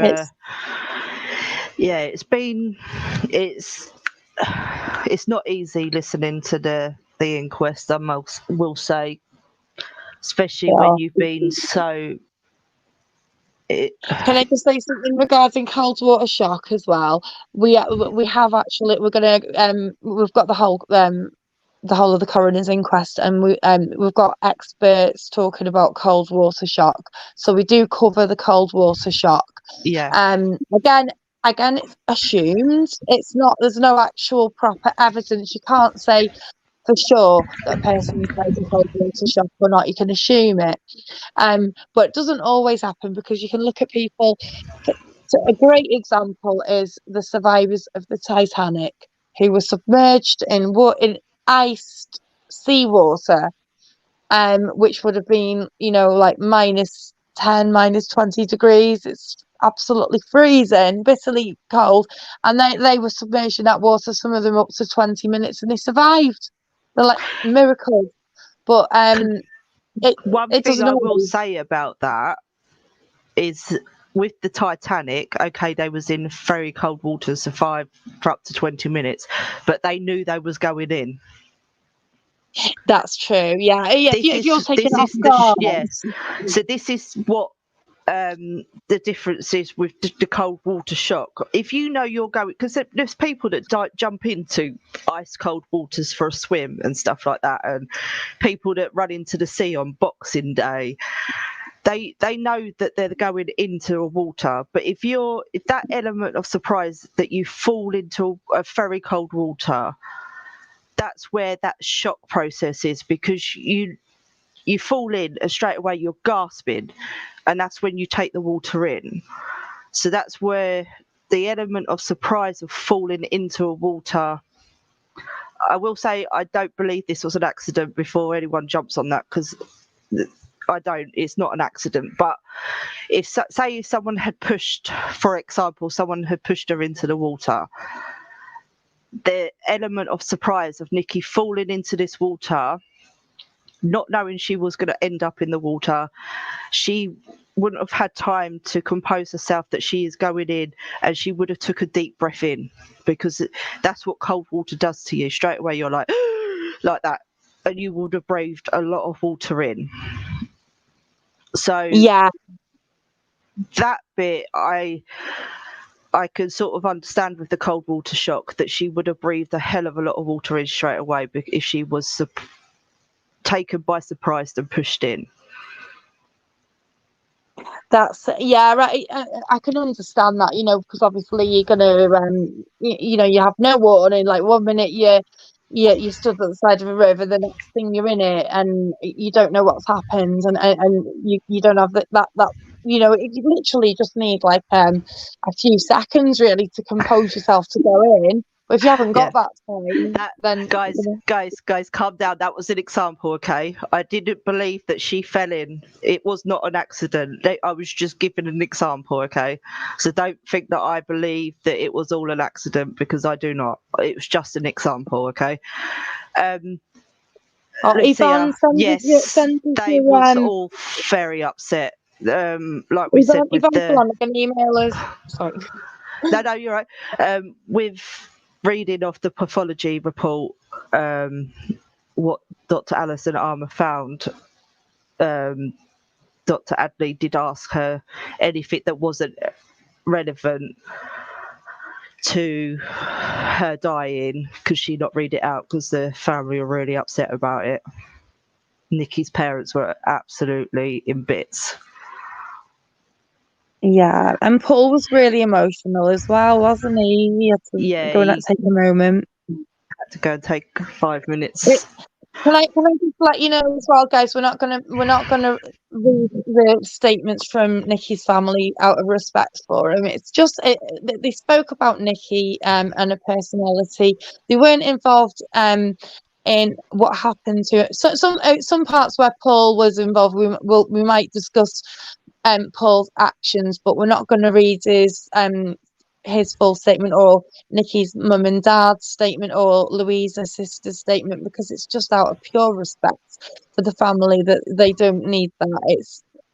It's hard enough, you know, coming up to the anniversary. Shelley, yeah. And they didn't say anything that, you know, really, that, you know, that they couldn't tell us anything about the case. They spoke about Nikki's character and what a wonderful mum she was, a wonderful daughter, a caring daughter.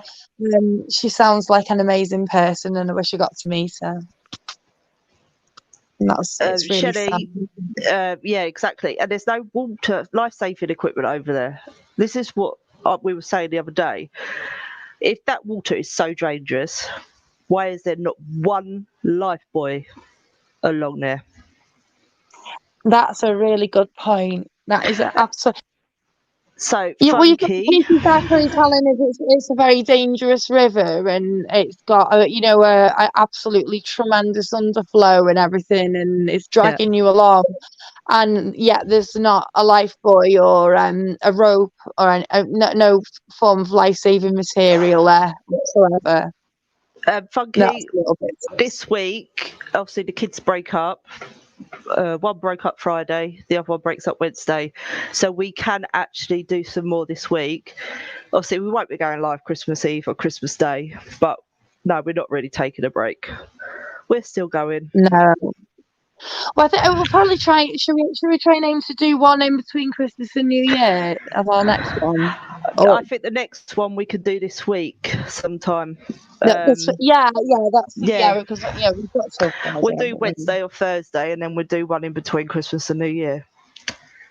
That sounds like a good plan, because it's going to be like at least 4 parts, because we've got so many witnesses.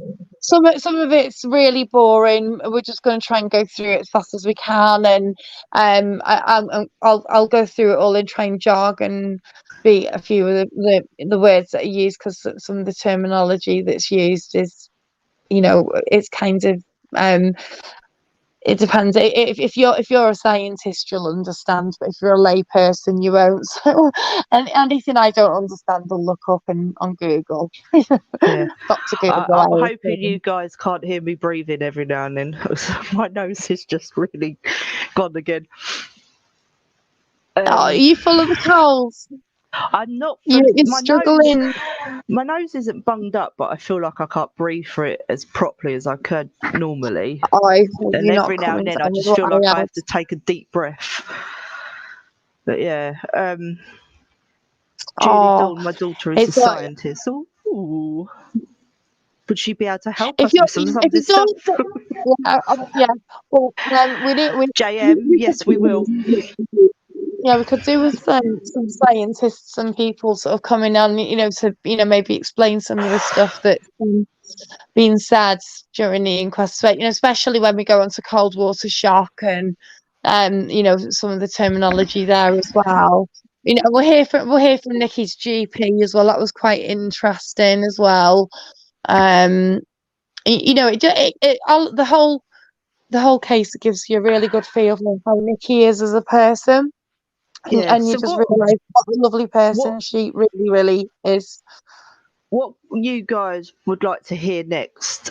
Yeah, right. Put in comments now. What so is we the can either go through the police statements. Let's go through the list again. So we could either go through the police statements, the witness statements. Zachary. I'm reading the Becky Smith, PC Zachary. They're the police statements. Yep. The witness statements. So that would be like Claire Chesham, who found was the last person to see. We've got Helen O'Neill and Veronica Clayton, who heard the screams. Penny Fletcher, Roger, Ron, yeah, and his wife Susan.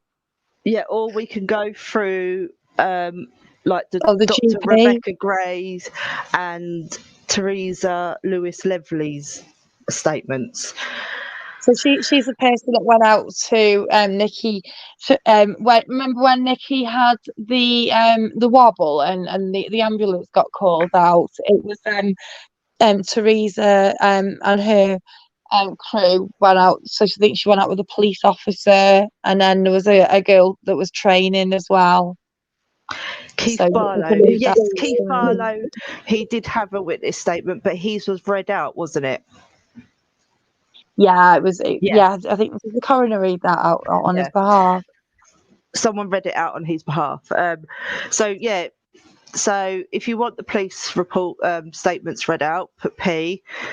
If you want the witness statements read out, put W. And if you want the GP and mental health clinician read out, put D. Yeah. So we know which one to cover next. One bomber. I just want to. Why did someone say on another channel that saw people pushing a car or a fan into a river? What was all that about? Anyone else heard that? Never ever heard that. No, I've never heard that one either. Wow. Where was that then? Was that in St. Michael's?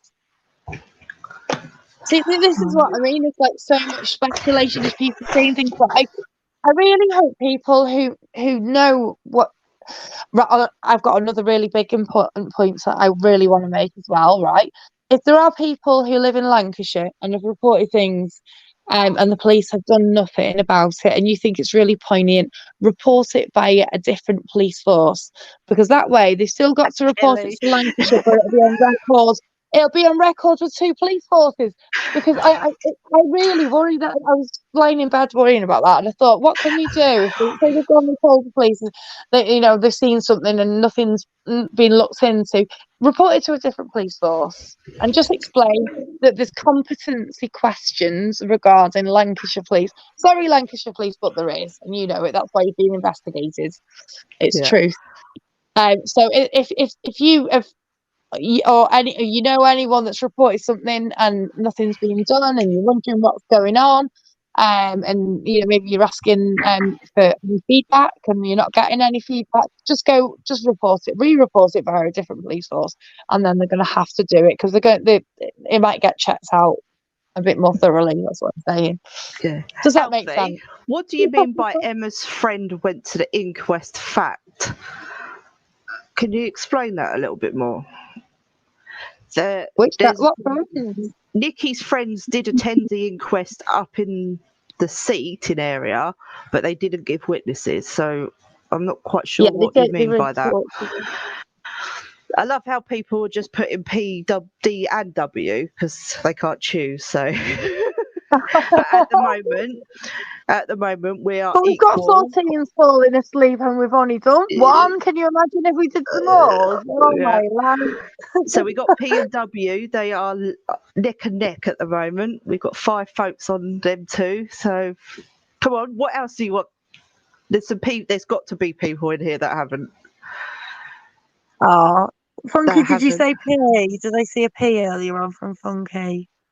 Yeah. I think I've got all of that. Because right, I've got to do a big shout out to the people who will watch this when we're not live as well, because we know that happens. And you can still pop in the comments section the letter what you'd like us to talk about next as well, because it's we're doing it for you at the end of the day. We want we're going to go through it all anyway, but it's whatever comes out next. What people are interested in. The night before Nikki was found, people were saying they spotted Paul walking. Yeah, again, this is. Yeah. Again, that's just people. One of the daughters, wasn't it, and a load of bin bags. I saw that. They said they was driving to Blackpool down the back lanes, but again, that woman said that, and I've never seen her again since. So, I think she got debunked in the end. So I saw somebody challenge, and I saw a lot of people reach out to her, and then somebody debunked her because they were asking her what road number it was, and asking her, but as a car got sat nav, and she said yeah, and then they were like, well, can we see the route then that you're taking? And she went all quiet. So I don't know if that she got debunked. Yeah, but no, thank you. I hope you all are appreciate that what we are reading you is from the actual inquest itself. We just want to get the truth out there. Really, that's all we want to do, is get the truth, because the truth will give us the answers at the end. Yeah. Well, the truth, the facts, where you find the truth from, and so we've got to find the facts, and then the truth will just come along, won't it? It could just be a person that knows something that they might be feeling a bit scared, and they might not want to say something. Shelley, I I'm can sorry for try. not letting you talk as well earlier on, Michelle. Yeah. Shelley, I know. Shelley, I can try and find out for you, but obviously I don't know where to go for that information yet. But at the moment, we don't want to be contacting the family or nothing, because as you can understand, with next week being Christmas, it's their first Christmas without Nikki. Those poor girls and the parents, I just can't even imagine how they're feeling right now. And not only have they got Christmas to attend with, it's straight after that, it's the anniversary of Nikki's death. I can't believe it's coming up to a year already. And we're still here with no answers. And this is what I just do not, there's so much, some of the speculation that I've seen out there is absolutely crazy, and people are jumping on it. Really are. I'm quite surprised at the moment. Crazy. Yeah. I can't surprise. I'm actually surprised at the moment that someone hasn't come out with the idea that aliens have come down and took her. It is that crazy. Who do you believe? You earlier, like you want to burn on Thackeray. Yeah, 14 Thackeray all the way. I'm sorry, but that river video that he put up. Oh my God! I have to listen to that guy over and over again while I'm listening to this inquest, while I'm transcribing it, and because they actually played that video in the inquest. That was actually played live in the inquest in front of the coroner. And I don't know why the coroner didn't say, "Get that crap out of my courtroom." Honestly, listening to that over and over again, that guy makes my blood boil. He really does. So it's definitely Thackeray, because the way he was talking like he's some big shot that knows what he's doing. He's the world's best diver. That's just how in my information it come across, and I'm just like, but you're lying. JM, the first Christmas after you lost someone is the worst. I lost my partner got ill on the 22nd of December, right? So it's 2 days before Christmas, and we've got 2 little girls together. And we were all there as a family when he got ill, and we had to call an ambulance, and I had to resuscitate him. And my thoughts really, the police officer that passed away. What, Peter Lawson? Peter Lawson. His family must be going through that hell. That's just happened so close to Christmas. And then every year you've got that anniversary comes up. It's 3 years for my partner. We've lost him. I couldn't talk. I couldn't talk for the first year I was crying all the time. I'd honestly, you wouldn't believe it. I had the school calling me to make sure I was okay.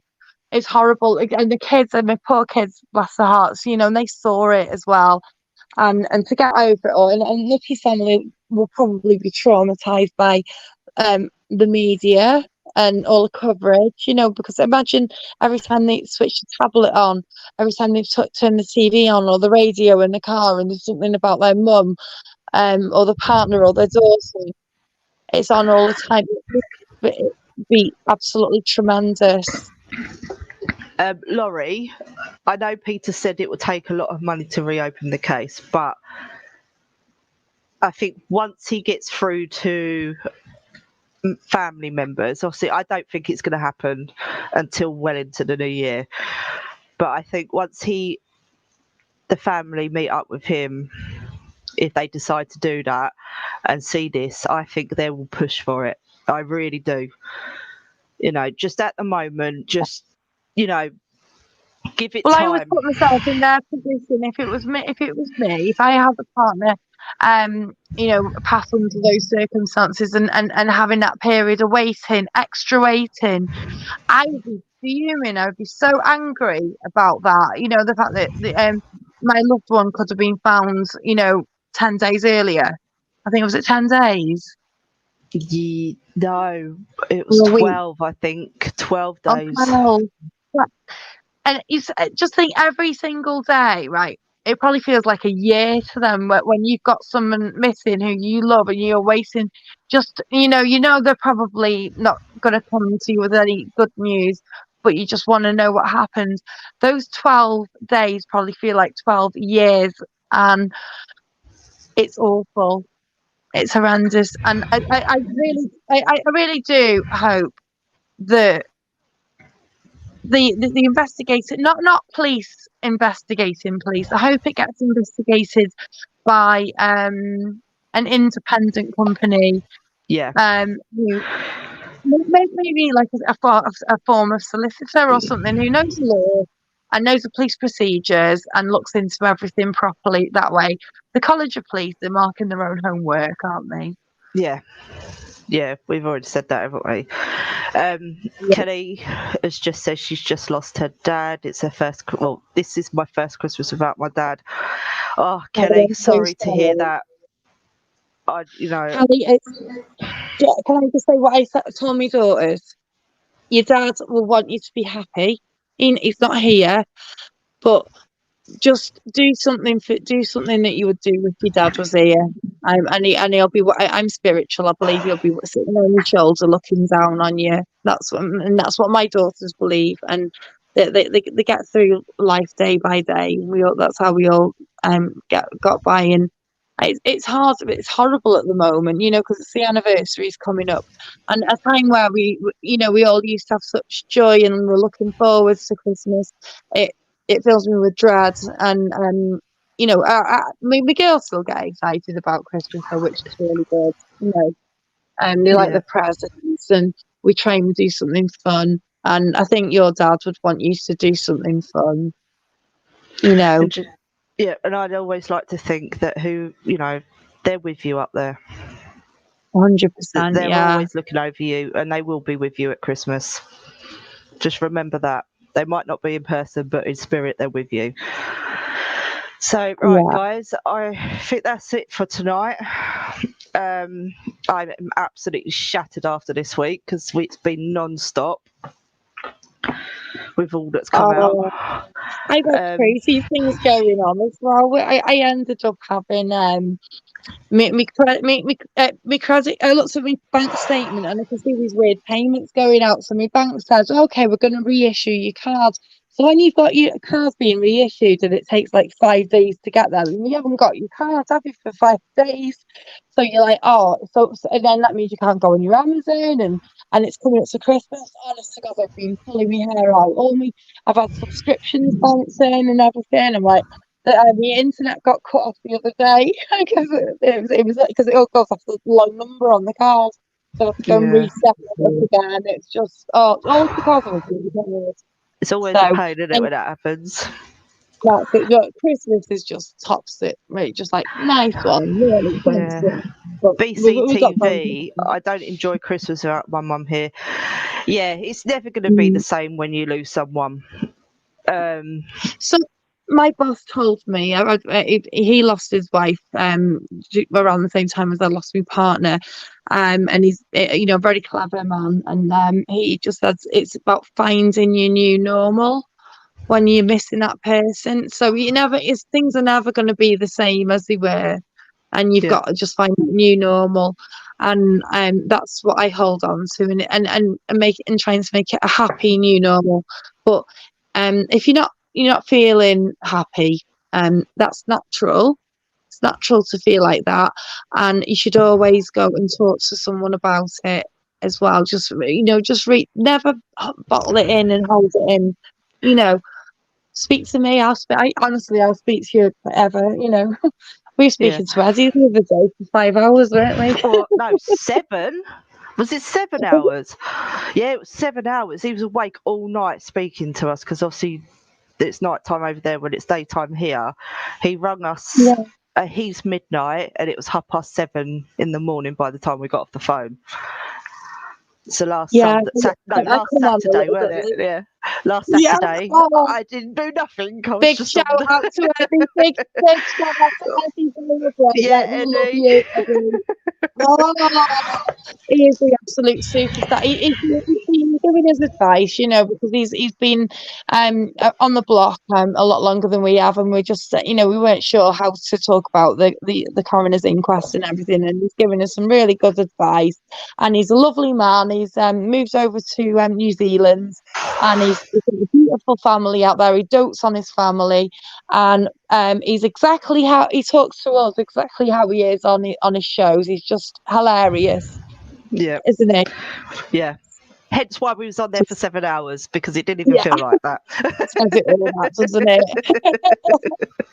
Anyway, and after Sunday, and then Sunday I was no good because I was knackered. And literally, I'll tell you what, in the week I was talking to Eddie, and we actually went on phone call and a video call with him, me and Joe, and we was on video call, and he brought Grandad in on video call. He was saying, I'll be in bed in a minute, Grandad, I'll be in the bed. So we was like, say night, Grandad. Absolutely love Grandad. Oh, he's so he can change his voice. He's absolutely hilarious. He can do his impressions of everyone. He's absolutely hilarious. He's not on his channel at the moment, but we all need to encourage him. Come back, Eddie. We want you back, because he's just he is just unique. It's just I've never met anyone before. He's just a very, very he's very passionate about what's happening with Nikki as well. He's a dad, and he always puts on dad's instincts. Imagine if it happened to one of his kids, and that's his motivation. Yeah, we're trying, Kelly. Like a dad. We are trying to get him back, and I am trying to get him to come on to our chat. To come on when we're on a live with us. So guys, if you want Eddie on here, put a yes, because I know he will be reading these comments when he watches it. You'll see it. We are trying, but he will. I reckon one day he will, and he can come on and just have a chat with us, and we can have a laugh. But yeah, we're trying to get him on. So leave a message for Eddie.